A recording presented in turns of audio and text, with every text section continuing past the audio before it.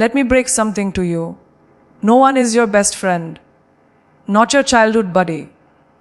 Not your favorite coworker. Not even the one who says, "I've got your back forever."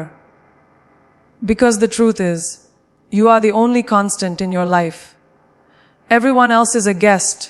Some stay longer, some walk out without warning. But you're the only one who wakes up and goes to war with your own mind, your own dreams, your own pain.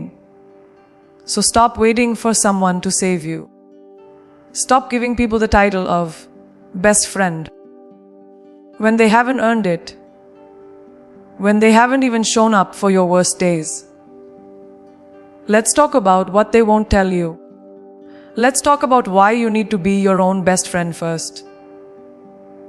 When life is good, when the money is flowing, the career is climbing, and the spotlight is bright, people gather. They cheer. They toast your success like it's theirs. You start to believe in the fantasy that these people are permanent, that they're ride or die loyal to the core. But when the applause fades, when things get messy, when you fall flat on your face, those same people vanish without a trace. They don't call, they don't ask, they don't care. And that's when reality slaps you in the face.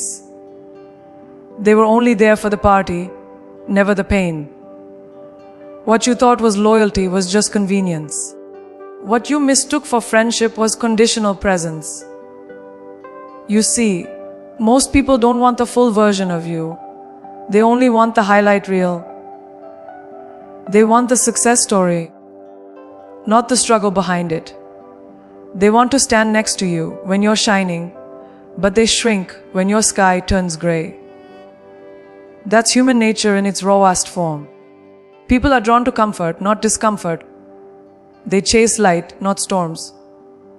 So the second your life gets inconvenient, they step back, offer excuses, or worse, go silent. And suddenly, you find yourself alone in the very battle you thought you were preparing to face together. That moment, that exact moment, is when you learn the most brutal truth of adulthood. Not everyone who celebrates you loves you. And that's the problem. We mistake presence for permanence. Just because someone shows up doesn't mean they'll stay. Just because they support you once doesn't mean they're built to endure your full story. Some people are seasonal. They come with the sunshine, but melt away with the rain. And the deeper truth is, most people lack the emotional stamina to witness your pain. They don't know how to sit in silence with your wounds. They don't know how to hold space for your struggle. So instead, they disappear, or worse, they judge from afar. And you're left wondering what you did wrong, when really, you just expected depth from shallow waters. It's in those moments of silence, of absence, of abandonment, that you're forced to discover a version of yourself you never knew existed. A stronger version. A wiser version. A version that doesn't beg for presence, but demands peace. Because when the crowd disappears, you realize you were never the performance. You were the power behind it. You were the source all along. Block S. And that's when things shift. You stop crying over who left. You stop pleading for loyalty from the uncommitted. You start building a relationship with the one person who never left. You. That's who showed up.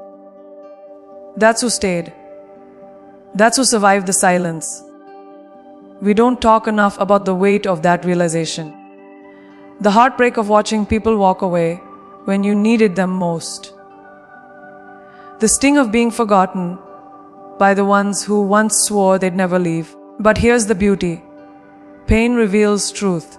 Loss reveals loyalty. And silence reveals character.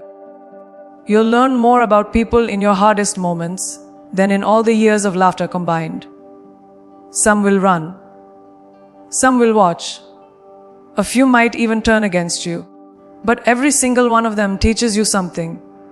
about trust, about resilience, about the kind of people you want near your soul. So stop idolizing connection. Stop thinking someone else's presence validates your worth. Because if someone's loyalty ends when your struggle begins, they were never for you. They were for the moment, for the comfort, for the perks. And once the perks are gone, so are they. Let them go. Let the silence do what it does best. Reveal the truth. Let it strip away the noise, the clapping, the pretending. What's left will be real. It will be raw. And it will be enough. Because from that place, just from that clarity, you'll start building something unbreakable. Not with the crowd, but with yourself. We live in a world where sharing has become currency, where people feel compelled to spill their hearts out to anyone who shows a little bit of interest. We confuse attention for trust and conversation for connection. But here's what you need to understand. Most people aren't listening to understand you. They're listening to remember you. They're not holding your words with care. They're storing them like bullets in a hidden drawer, waiting for the day they can fire back at you. That's the uncomfortable truth. Some people are not friends. They're collectors. Collectors of your secrets, your fears, your failures. And when things turn sour, when envy creeps in, they use what you shared as ammunition, not empathy. We've been conditioned to believe that vulnerability automatically builds intimacy. But such vulnerability without boundaries is dangerous. It's not brave to tell everyone everything. It's reckless. Your pain, your dreams, your doubts, they are sacred. Not everyone deserves access. Not everyone is equipped to carry what you carry. When you hand over your inner world to people who haven't earned the right to enter it, don't be surprised when they mishandle it. Don't act shocked when they twist your words, gossip behind your back, or weaponize your honesty. Because the truth is, they never saw your story as sacred. They saw it as a tool, a strategy, a way to feel superior, and you gave them the playbook. There's a reason the strongest people you know are also the most private. It's not that they don't trust. It's that they've learned to protect. They've been through the betrayal. They've felt the sting of hearing their own pain echoed back in the form of gossip. So now, they move differently. They don't announce every struggle. They don't narrate their healing. They fight battles in silence, and they come back stronger. That's not coldness. That's wisdom. That's survival. They understand that not everyone clapping for you is rooting for you. Some are just waiting for the moment they can say, I knew they'd fall. Say, we mistake openness for connection, but the two are not the same. Fast, real connection doesn't require exposure. It requires discernment. You don't have to share your wounds to prove you're authentic. You can be real without being raw for everyone. You can be kind without being naive. Protecting your space isn't rude. It's responsible. You're not obligated to explain yourself. You don't need to justify your silence. You don't have to tell your story to every listener with a smile. Because some smiles are masks. Some ears are tunnels. And some people only listen long enough to throw your story back at you when it hurts the most. You need to learn the difference between a safe space and a loud voice. Just because someone listens doesn't mean they care. Just because someone is close doesn't mean they're loyal. Distance doesn't determine danger. Intention does. Someone right next to you could be rooting for your failure more than a stranger across the world. And that's why you need to stop giving everyone VIP access to your heart. Not everyone deserves front row seats to your life. Some people should be watching from the back, behind a thick wall, with no microphone and no influence. Your inner world is not a public park. It's a fortress. And you need to guard it like your future depends on it. Because it does. The more you talk, the more power you give away. That's not about fear. It's about focus. Silence is not weakness. It's protection. It's control. When you stop explaining, you start evolving. When you stop announcing, you start building. Your life doesn't need commentary. It needs momentum. Let people wonder. Let them guess. Let them write their own stories about you while you build the truth in silence. Because nothing is more dangerous than a focused mind and a quiet plan. And the moment you realize that, you'll stop seeking validation and start creating transformation. That's when you win, not by talking, but by moving. Not by sharing, but by showing.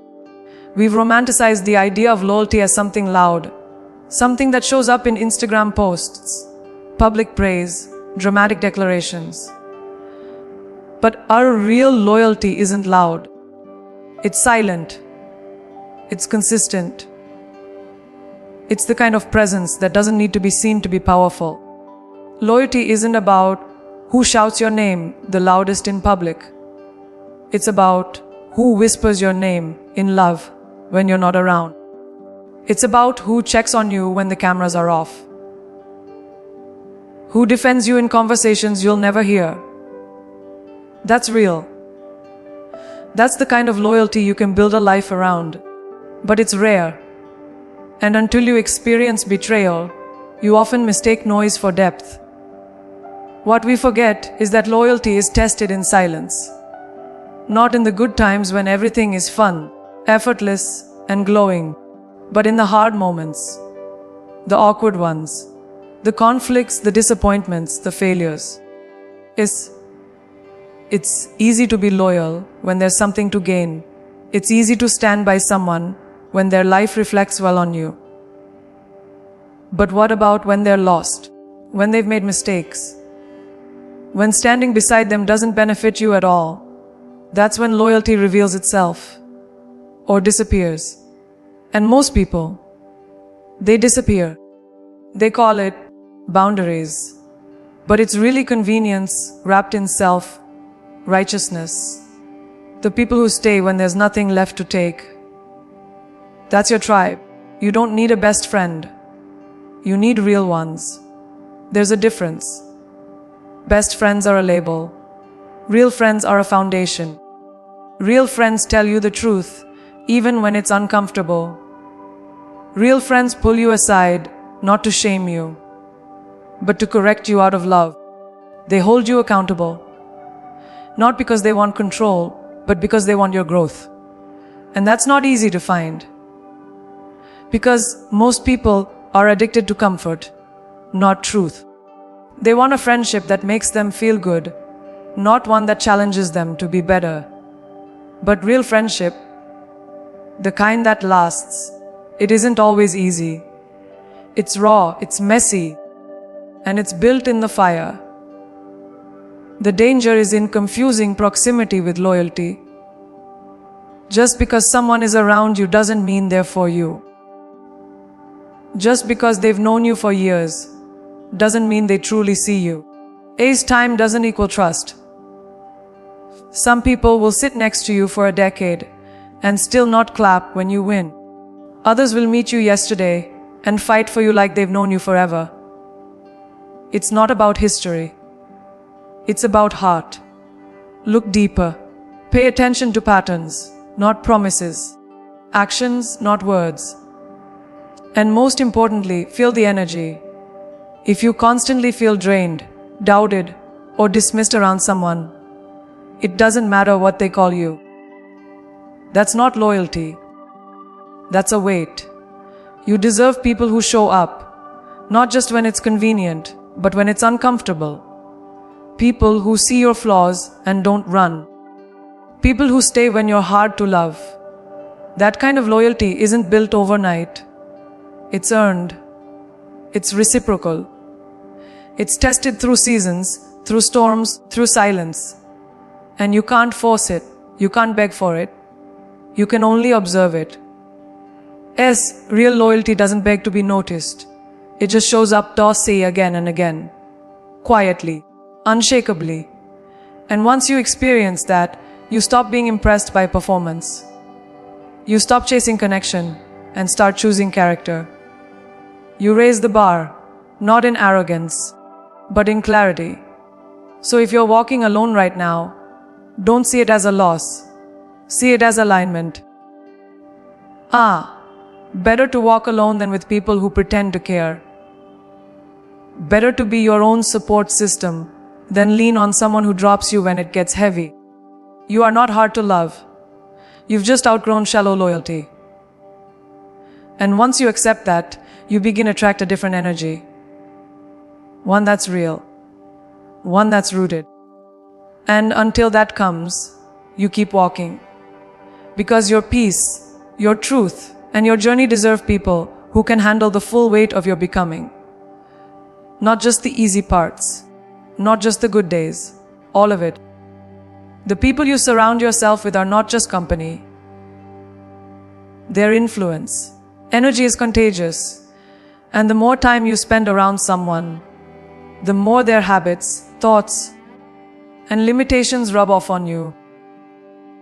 You might think you're just being loyal, just being supportive, but slowly, their fears start to sound like your fears. Their doubt becomes your hesitation. Their comfort zone becomes your ceiling. That's why it's not enough to have friends. You need alignment. You need to ask yourself, are the people around me pushing me forward or pulling me back? Are they clapping when I grow, or are they shrinking when I shine? The answer to those questions will determine your future more than your talent ever could. It's hard to admit that some of the people closest to you are also the ones holding you back. But comfort has a cost. When you surround yourself with people who are content with mediocrity, they'll try to make you feel guilty for wanting more. They'll mock your ambition, question your vision, or remind you of your past every time you speak about your future. That's not friendship. That's sabotage in disguise. Sometimes it's not enemies stopping your growth. It's familiar faces, And because you love them, you tolerate it. But there comes a point where you have to choose. Do I stay small to keep them comfortable? Or do I grow and risk walking alone? You need to understand that trust is not just about honesty. It's about intention. It's not enough that someone hasn't lied to you. Ask yourself, what's their energy when you talk about winning? Do they listen? Do they encourage you? Or do they change the subject and shift the mood? That matters. Because support isn't always loud. Sometimes it's in the subtleties, the nods, the silence. The way someone responds to your ambition will tell you everything about how they feel about your potential. If a real friend will not only cheer for you, they'll challenge you. They'll remind you of your power when you forget. They won't compete with you. They'll evolve with you. People love to say, your circle should motivate you. But what they don't tell you is that motivation isn't just about compliments and pep talks. It's about alignment of values. Are the people around you disciplined? Do they have vision? Are they growing mentally, emotionally, spiritually? Because if they're not, then guess what? You'll have to fight twice as hard to stay focused. You'll be chasing dreams while they're chasing drama. You'll be working on yourself while they're talking about people. And eventually, that misalignment will drain you. You don't just need friends. You need people who inspire you to rise, simply by how they live. When you're on the path to becoming your highest self, you won't just need encouragement. You'll need accountability. You'll need people who don't let you slack. People who call you out when you're settling. Not to criticize you, but to pull you back into alignment. That kind of friendship is rare because it requires maturity. It requires emotional intelligence. It's not about ego, it's about elevation. And if you're the only one in your group who's trying to grow, eventually you'll outgrow the group. And that's not betrayal. That's evolution. Asya, you don't have to cut them off, but you do need to be honest about their influence. Because the wrong circle will convince you that shrinking is humility. It's not. It's self-betrayal. So the next time you sit with your people, ask yourself, Yusu, am I becoming in this space? Are you becoming more focused, more disciplined, more inspired? Or are you becoming more insecure, more doubtful, more stagnant? The answer will be loud if you listen. And once you know it, don't ignore it. Because your circle is your mirror, your fuel, and sometimes your cage.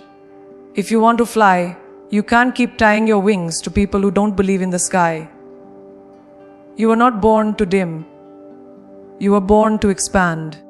And that expansion starts with who you allow to walk beside you. We've been taught that love means holding on, that friendship means staying connected, and that loyalty means never letting go. But let me tell you something powerful. Your peace is more important than their approval. It doesn't matter how long you've known someone. It doesn't matter how much they meant to you once upon a time. If being around them disrupts your peace, clouds your clarity, or drains your spirit, it's time to make a hard choice. Because peace isn't a luxury, it's your foundation. And anyone who constantly threatens it, whether through drama, guilt, or manipulation, doesn't deserve access to your energy. No matter how close they once were, people will guilt you into staying in relationships that you've outgrown. They'll throw around words like loyalty and history, as if those things are more important than your emotional well-being. But let's be honest. History doesn't justify chaos. Just because someone has been around for years doesn't mean they've been good for you. You can have a long friendship that's shallow and a new connection that's deeply nourishing. What matters is not the time spent, but the quality of the presence. Does this person bring clarity or confusion? Do they empower you or exhaust you? Because the longer you stay in relationships that cost your peace, the more distant you grow from yourself. It's one of the hardest things you'll ever do, choosing yourself. Not in a selfish, ego-driven way, but in a deeply self-respecting way. When you finally realize that your energy is sacred, your boundaries become non-negotiable. And that's when people start to fall away. The ones who only stayed because they could cross lines without consequence. The ones who only showed up when it benefited them. The ones who felt entitled to your time, your space, and your soul. They won't like the new you. But that's not your problem. That's the price of clarity. And trust me, it's a price worth paying. Because nothing is more expensive than the emotional debt you rack up by pleasing everyone but yourself. We've been told that being nice means being available, being agreeable, being soft, even when it hurts. But the truth is, being kind to others should never mean being cruel to yourself. Thus, you can love someone and still choose distance. You can care for someone deeply and still know they're not healthy for your life. Setting boundaries doesn't make you cold. It makes you conscious. It means you're finally aware of what you need to stay whole. And if someone takes offense to that, if your peace threatens their comfort, it only proves how much they benefited from your lack of it. Real ones will respect your space. The others, let them walk. When you begin to honor your peace above someone else's comfort, you'll notice the shift. Your days feel lighter. Your mind feels clearer. The silence that once felt scary starts to feel sacred. You no longer feel the need to explain your choices to people who never tried to understand your pain. You stop seeking validation from those who never saw your worth. That's the moment when power returns, when the chaos dies down and all that's left is your own voice. The one you silenced for too long to make others feel comfortable. Now it's time to listen to it, to trust it, to let it lead. That voice will never betray you. You are not heartless for walking away from what doesn't serve you. You're not selfish for choosing boundaries over chaos. You're not cruel for loving someone from a distance when their presence becomes heavy. That's not betrayal. It's protection. And the people who truly care about you will understand that. They'll adapt. They'll respect your growth. And those who don't, let them go. Because the more you protect your peace, the more you'll attract people who honor it. And eventually, you'll stop craving approval from anyone who expects you to burn in order to keep them warm. There's a quiet kind of war that happens inside you when you try to keep everyone happy at the expense of your own peace. You say yes when you want to say no. You forgive without healing. You tolerate energy that drains you just because you're afraid of being called selfish. But let's call it what it is. Neglect disguised as loyalty. You keep people in your life not because they deserve to stay, but because you're afraid of the label that comes with letting go. You stay in spaces that feel heavy, in conversations that leave you exhausted, in friendships that stopped growing years ago, just to avoid conflict, just to avoid being misunderstood. But here's the truth. Your peace is not up for negotiation. You don't owe your sanity to anyone's comfort. We've been taught that choosing peace makes you cold, like detaching from chaos is somehow cruel. But nothing could be further from the truth. Choosing peace doesn't mean you hate them. It doesn't mean you're angry. It means you finally stopped abandoning yourself to keep others from feeling abandoned. Peace isn't passive. It's power. It's the decision to protect your mind, your energy, and your soul from the people who bring more noise than nourishment. It's realizing that love, real love, isn't supposed to hurt. And if someone's presence keeps you in survival mode, constantly trying to manage their moods, dodge their drama, or shrink your voice to keep the peace, that's not a relationship. That's emotional hostage-taking. So many people think that being kind means staying quiet. That being a good friend means tolerating everything. That being understanding means endlessly forgiving toxic behavior. But real kindness starts with self-respect. You cannot pour into others if you're constantly leaking from within. You cannot be everyone's safe place if you don't feel safe inside yourself. When someone's presence disrupts your peace, it doesn't matter how long you've known them or how much history you share. Time does not heal what presence continues to harm. You can love someone deeply and still choose distance. You can be a good person and still walk away. That's not betrayal. That's survival. People will call you selfish for doing what they can no longer manipulate. The moment you start setting boundaries, the moment you stop showing up every time they snap their fingers, so you become the villain in their story, that's fine. Let them talk. Let them create their narrative. Because the only story that matters is the one you're telling yourself. The one where you no longer betray your own needs just to earn a temporary seat at someone else's table. You are not required to destroy your peace to make someone else feel better about staying the same. Growth demands separation. Peace demands boundaries. And you are allowed to create both unapologetically. It takes courage to walk away from chaos, especially when it's familiar. When dysfunction feels like home, calm can feel unnatural at first, but over time, your nervous system will begin to thank you. Your mind will start to settle. Your energy will return. And what used to excite you, gossip, tension, emotional roller coasters, will start to repulse you. That's when you know you're healing.